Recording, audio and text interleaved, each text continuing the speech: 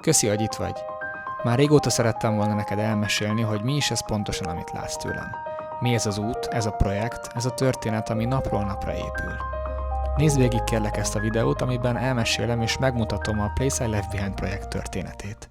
A PILB, vagyis a Place I Left Behind egy folyamat, kísérlet.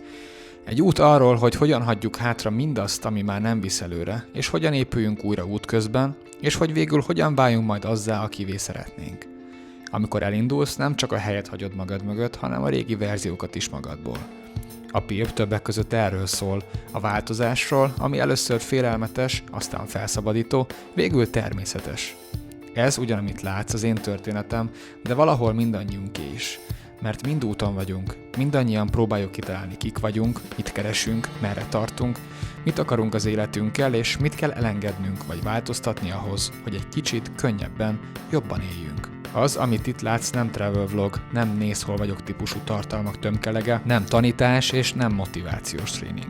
Ez egy őszinte lenyomata annak a belső és külső útnak, amin járok, és egy tükör, amiben talán te is megláthatod magad. A PILB az a hely, amit hátrahagysz, és mindeközben a hely, ahol épülsz tovább.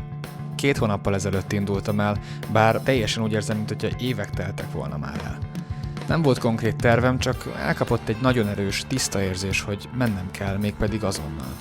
Nem tudtam, hogy hova, meddig vagy miért, csak azt, hogy ha nem indulok el, soha nem fog kiderülni, mi lett volna, ha. Ez az érzés vezetett előre, és a bizalom, hogy majd útközben úgy is alakulnak a dolgok. Rátaláltam a vörkövére, egy kis kapura, amin keresztül elindultam kevés pénzből, de rengeteg nyitottsággal, hogy bejárjam Európát. Önkéntesként dolgozom különböző helyeken napi pár órát, cserébe szállást, néhol ételt kapok, illetve kedves emberekkel, érdekes történetekkel találkozhatok. Ez az a fajta élet, ami eddig hiányzott, és ez sokkal többet ad nekem, mint bármelyik iroda valaha. Úgy gondolom, hogy ez a mostani út életem legnagyobb kalandja, emberi, művészi és utazási értelemben is. Sokan kérdezik tőlem, hogy nem félelmetes egyedül utazni. Őszintén, néha nagyon. De közben végtelen szabadság is, és épp ez az út egyik lényege. Megtanulni egyedül lenni, és meghallani a saját hangodat. Ez az út a munkáról szól, kívül is, belül is. Dolgozni magadon, idegen városokban ébredni, váratlan helyzeteket megoldani, megtanulni egy másik nyelvet, új emberek közé belépni, miközben minden nap egy kicsit újra fel kell építened magadat. És még sorolhatnám. De ugyanakkor ezek jó dolgok, mert ezekben a pillanatokban derül ki vagy valójában. Ez az út nem luxus utazás és nem vakáció. Ez egy életkísérlet, megnézni, mi történik, ha hátrahagyod a biztosat, és engeded, hogy maga az út formáljon át. Ez tele van nehéz pillanatokkal és felismerésekkel. Egyedül lenni, új helyeken ébredni, megoldani mindent magadtól, új környezetekben, de pont ezt tanít meg arra, hogy ki vagy valójában, és minden nehéz pillanat közelebb visz ahhoz, akit egyszer majd énnek hívsz. Egyedül indultam el, de közben mégsem vagyok teljesen egyedül, ugyanis ahogy mész helyről helyre, találkozol emberekkel, kultúrákkal, történetekkel, és valahogy mindig megérkezik majd valaki, aki hozzáad valamit az utathoz. És közben rájössz sok-sok mindenre, amiket otthon nagyon nehezen, vagy talán sohasem lettél volna képes meghallani, megtanulni. Ez nem nyaralás, még ha sokszor annak is tűnik kívülről. Ez egy életforma, ahová már nagyon régóta vágytam. Ez egy kísérlet is arra, hogy mi történik akkor, ha hátrahagyod a korábbi életedet, elhagyod a komfortzónád, valamint azt, amit eddig biztosnak gondoltál, és hagyod, hogy az út formáljon át.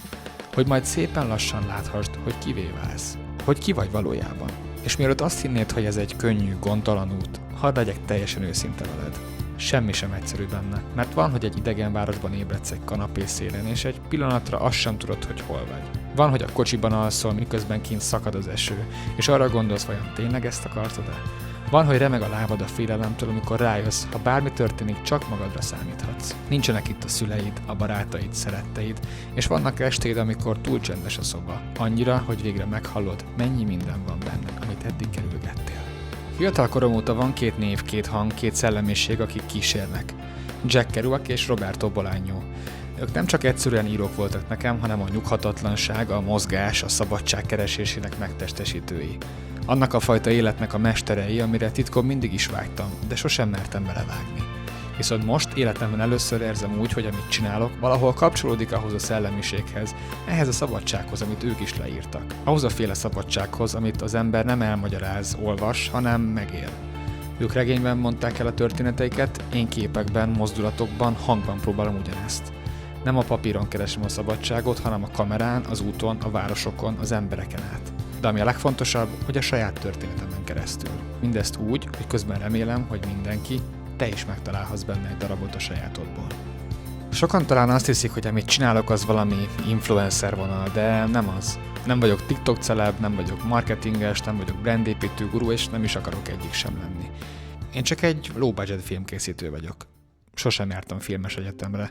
Amit csinálok, azt szenvedélyből csinálom, papír nélkül, ösztönből, sok munkával és kudarccal, amik mindig a padlóra küldtek, de ugyanakkor ezek a személyes vereségek voltak azok, amikből erőt merítve mindig előre mentem. Amatőr beszél most hozzád, aki kevés pénzből próbálja bejárni a világot, és közben rögzíteni mindazt, amit érez, lát, tanul magáról és mindarról, ami körülötte van. Azon dolgozom, hogy ebből a sok apró, mulandó pillanatból összeálljon valami személyes, univerzális, de ami a legfontosabb, hogy valami nagyon is igaz. Ez az egész projekt nem magamutogatás, ez önkifejezés és közösségépítés. Hogy te is felismerhessd magad egy gondolatban, egy mondatban, egy felvételben. Hogy te is érezd, nem vagy egyedül.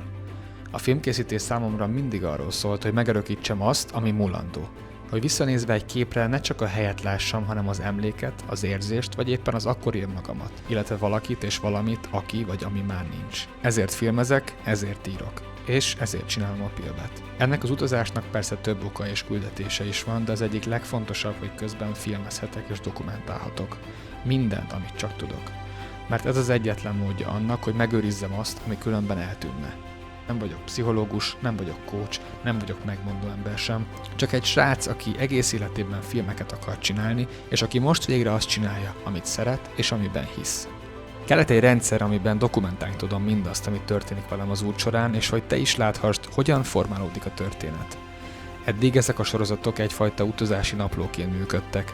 A Mindwalk, a Flow Frames, a Clutch Moments, BTS, a Notes from the Road mind ennek a naplónak a különböző rétegei voltak. Az út első fejezete az indulásról, a bizonytalanságról, a melankóliáról, káoszról, a mi a francot csinálok érzésről szólt. Nem volt tervem, csak hogy keresek valamit. Önmagamat, a következő fejezetet, egy új életet.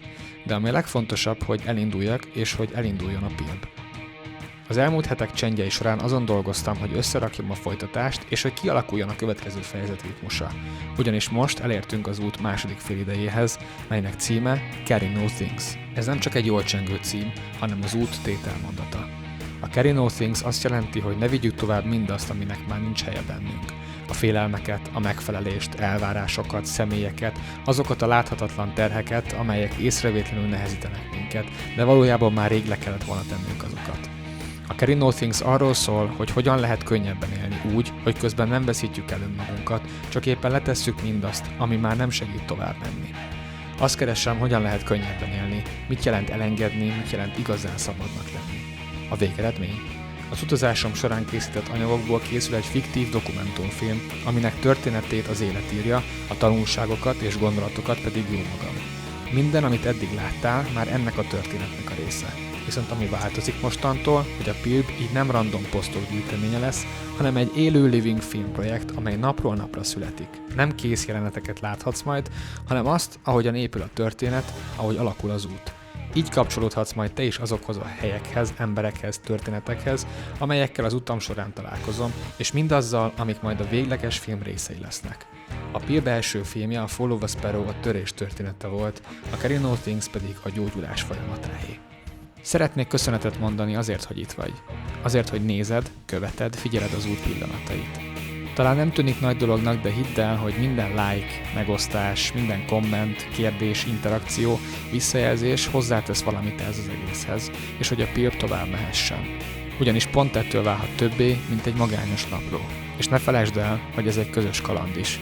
Mert bár én vagyok a kamera előtt, mögött, ez a történet egy ponton túl már nem csak rólam szól, hanem rólunk. Mindazokról, akik valamit keresnek, akik próbálnak könnyebben élni, akik elengedni, tovább lépni, gyógyulni akarnak, akik elindulnak akkor is, ha nem tudják pontosan hová mennek. Éppen ezért a leírásban találhatsz egy linket, ahova te is írhatsz saját élményt vagy gondolatot, és ami benne lehet majd a végleges filmben is. Összegzésként a Carry No Things fejezete tehát arról szól, hogy hogyan tanuljuk meg letenni a terheket, hogyan válik a hiány térképpé, az út pedig önmagunk felé vezető ösvényé. Ha velem tartasz ebben a második fejezetben, őszintén remélem, hogy találsz majd magadnak valamit, egy pillanatot, egy képet, videót, mondatot, felismerést vagy bármit, ami veled marad akkor is, amikor kikapcsolod a képernyőt. Üdvözöllek a második fejezetben, a Carry No Things-ben.